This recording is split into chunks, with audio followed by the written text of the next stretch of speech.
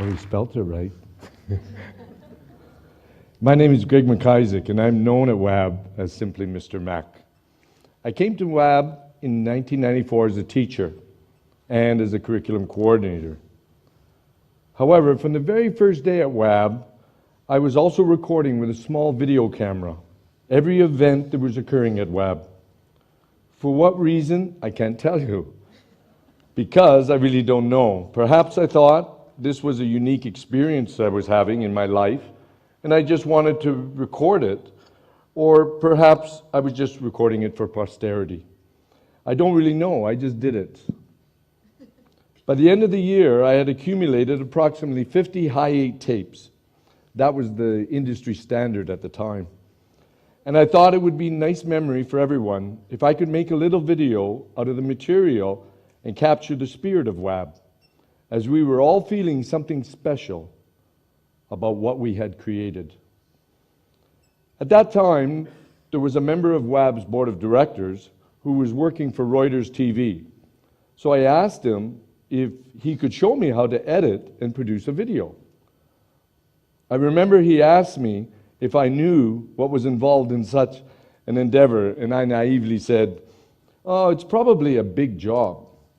How big a job it actually was, I had no idea.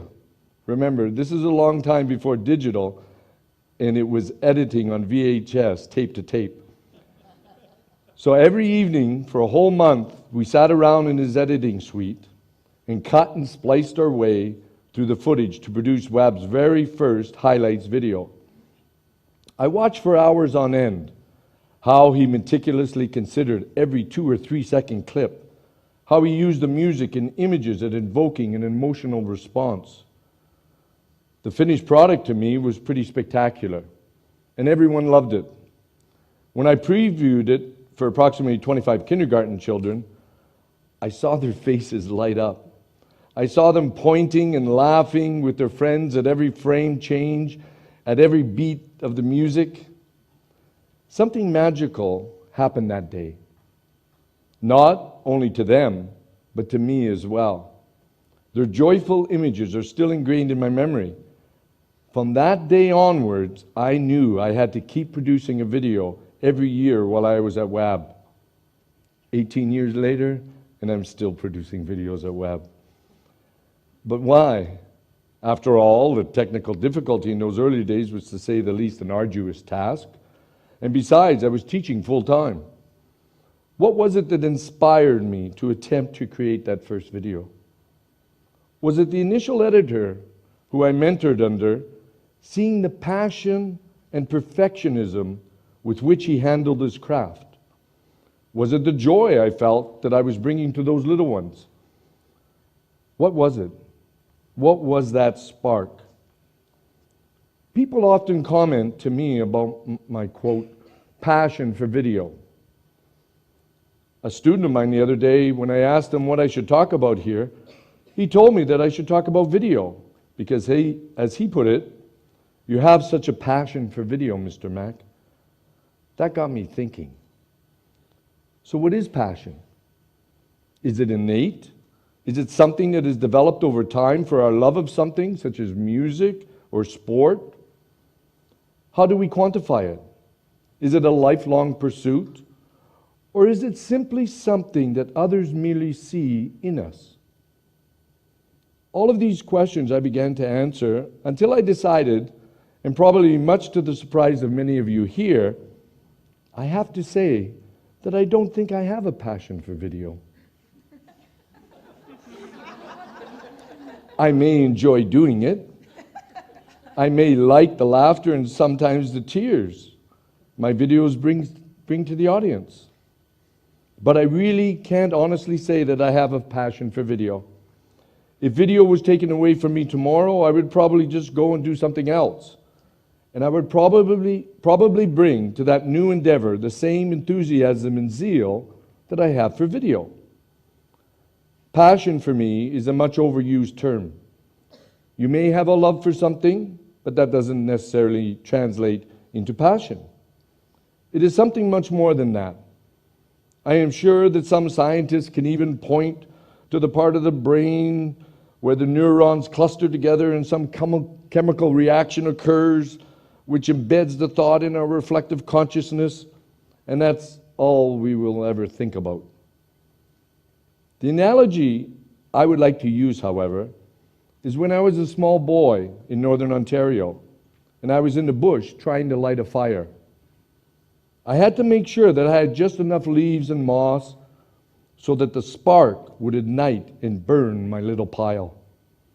Then I would add little bits of kindling wood until the logs would burn and take hold.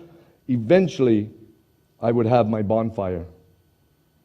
And depending on how much fuel I decided to add to that fire, the longer the fire would stay alight. So it's like passion. Following that initial spark of inspiration that grows and burns in you, and after you have added fuel to the fire by making certain life decisions, it may envelop your life, and that's all you will think about or do. So passion should be quantified in matters of degrees, depending on how much of your life you decide to devote to that pursuit. For me, the word passion should only be used in the context of the Jane Goodalls, the Jacques Cousteaus, or the Yo-Yo Ma's of the world. Those whose life's work is devoted to one pursuit. So what is that spark? What is that inspirational moment that changes people's lives forever and literally puts them on another path in life? Just as it did with me. In 1994, we started here at WAB a Roots and Shoots group as part of the Jane Goodall Institute's environmental education program. At that time, one of my grade 4 students, James, was part of that group. James graduated from WAB and then went on to study at a university in the US. Last year, James returned to Beijing and applied for an internship at the Jane Goodall Institute of China and asked to work on WAB's wetlands project. He later told me that he was inspired by the work that we did in the Roots and Shoots Club, and that he knew from that point onwards he wanted to learn about the environment and become an environmental scientist. And that's exactly what he has become. Did I know that in 1994? That I was in fact inspiring a young boy to go on to pursue a career in environmental work? Quite frankly, no. I didn't. It was simply my intention to make my students aware of the fact that care for the environment was a meaningful cause. But the seed seemed to have been planted. And it continues to grow, fulfilling his goal of doing everything he could for the betterment of the environment. So can we say James has a passion for environmental work? Perhaps. We can't really determine, because James may make other decisions in life that will determine whether or not his passion for the environment actually continues. Jane Goodall often talks about her first experience in the hen house, where she sat for hours waiting for the hen to lay her eggs.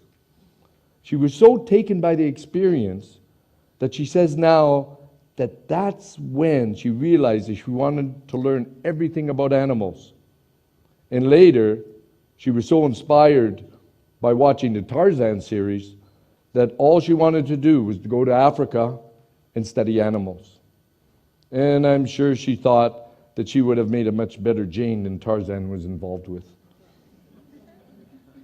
Jane Goodall inspired me when I saw her passion for the love of the environment, and that is why I became involved in her Roots and Shoots program. So it seems that passion comes from one being inspired, and the choices we make, directly or indirectly, affect how passion will develop and remain with us. Another question comes to mind. Can anyone be inspired? Or are there some of us for whom inspiration is just not possible or desired? Well, if we accept that inspiration is something triggered within us at any time in our lives, then we have to accept that anyone may be inspired at any time in one's life. That's the philosopher in me. We often hear stories from people who say that they were inspired by this or that person or occurrence. They can even point to the moment that inspirational spark occurred. bridges expand our understanding of the world around us by connecting us to new people and places, new ideas, new opportunities. The more we utilize our curiosity, the more we open ourselves to new possibilities. The video medium has, for me, provided the bridge between different cultures and generations. It has possibly inspired others to pursue new horizons, to experience new ideas, but one never knows until you've been told after the fact. In the past 2 years, we have built many bridges here at WAB by connecting the WAB extended family throughout the world by live video streaming most events. Following a live stream broadcast last month of a kindergarten assembly, I received an email from England. It simply said, "Thank you, Mr. Mac, for live streaming the assembly. You made his 99-year-old great-grandmother very happy. She got to see her great-grandson perform in his first ever kindergarten performance." It actually brought a tear to my eye, and I thought to myself, isn't this what it's all about? I continue to be inspired. I don't concern myself about passion. That is for others to comment on. I simply continue to do what I truly enjoy. Everyone in this room will inspire someone, somewhere, even unknowingly. So what we can only do is hope that we spark that interest in someone that wasn't there before. And to tell you the truth, it seems like it's a random happening. The one being inspired simply needs to be receptive to what the experience may be. And if you show passion in what you are doing, then an inspirational spark just may light up in someone else's mind. We are all educators, a community of learners. In order to inspire or to be inspired, we have to be open to new ideas, open to new opportunities, open to new adventures. Remember, life is an adventure to be experienced, not simply a series of problems to be solved. Take that new adventure, and who knows, perhaps you will be inspired, or better yet, inspire someone else. Thank you.